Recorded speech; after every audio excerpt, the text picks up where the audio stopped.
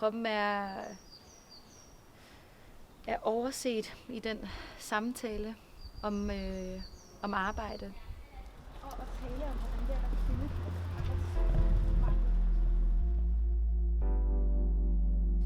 Jeg hedder Lisa Lind Dunbar, og jeg er studerende og tidligere tjener og forfatter til essayet Velbekomme. Vil det her stå på bordet, eller er det bedre, at jeg tager det ned? Jeg sad sådan i mit køkken og på vej i bad, det var sent om aftenen, og jeg sad sådan, okay, skal jeg dele en story? Altså skal jeg... Hvad hvis jeg nu skriver sådan, jeg kunne godt tænke mig at tale mere om restaurationsbranchen, er der nogen, der kunne have lyst til det? Det sad jeg sådan og funderede over, sådan, hvordan jeg skulle formulere det. Og så delte jeg det så. Og så er, når alt det, der er sket de sidste 2 måneders tid, der er aldrig hersket nogen tvivl om, at der er nogle arbejdsvilkår, og, som er dårlige, og en mangel på rettigheder, som gør, at rigtig mange de har et udnyttende og et voldeligt arbejde. Men det at tale om det, det er nyt. Og det at tage bladet fra munden, og det at forsøge faktisk at tale højt om den frygt, man har.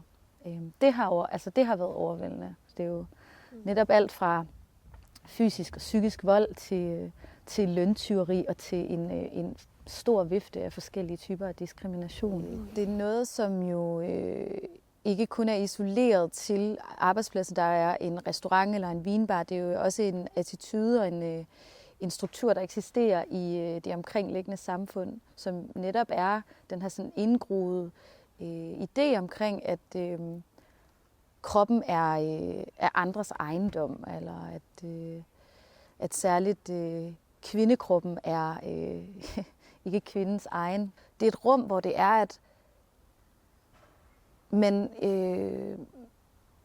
man får præmie for at overskride sine egne grænser, ikke at lytte til, hvad man har behov for, og det er både fysisk og psykisk.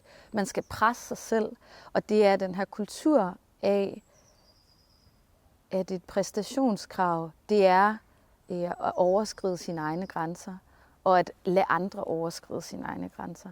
Så den her indstilling til, at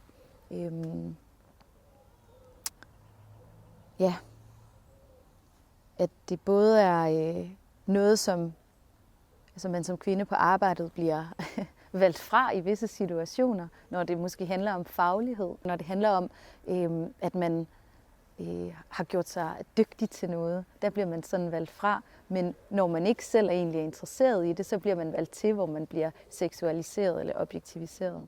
Det er jo enormt mange, som har ansvar, som svigter det. Og det er i min optik, det er både staten, det er både fagforeningerne, det er undervisningsinstitutionerne, og det er arbejdsgiverne, og det er medierne. Vi skaber de her genier, som vi stiller på en piedestal, som er en lille skare af nogle stjernekokke, samtidig med, at vi kollektivt taber, at det, der foregår, egentlig er en social dumping af de 100.000 arbejdere, der er i den danske restaurationsbranche. Jeg kan præstere meget mere, end jeg overhovedet har godt af, fordi at jeg har kørt vagter, hvor jeg har løbet rundt i 14, 15, 16 timer, kun fået 1 måltid mad, sultet, imens jeg serverede mad fra andre gæster.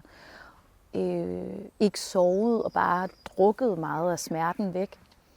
Og i det så bliver ens ve og vel og ens krop jo totalt glemt. Altså det har taget mig så mange år at komme tilbage til, og det er stadigvæk noget, jeg er i gang med at både aflære og lære, at lytte til mig selv. Jeg er helt klart skadet af det arbejde, jeg har taget, og det arbejde, jeg har haft i rigtig mange år. Det har været kæmpestort at forstå, at min værdi ikke afhænger af det arbejde, jeg udfører.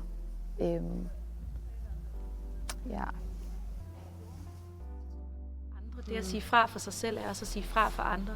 Og særligt de, som har færre privilegier, end jeg har, for eksempel, som er targetet på en anden måde, eller som er marginaliseret på en anden måde i samfundet. Så det er vores ansvar sammen at sige fra for vores egen og for andres kroppe.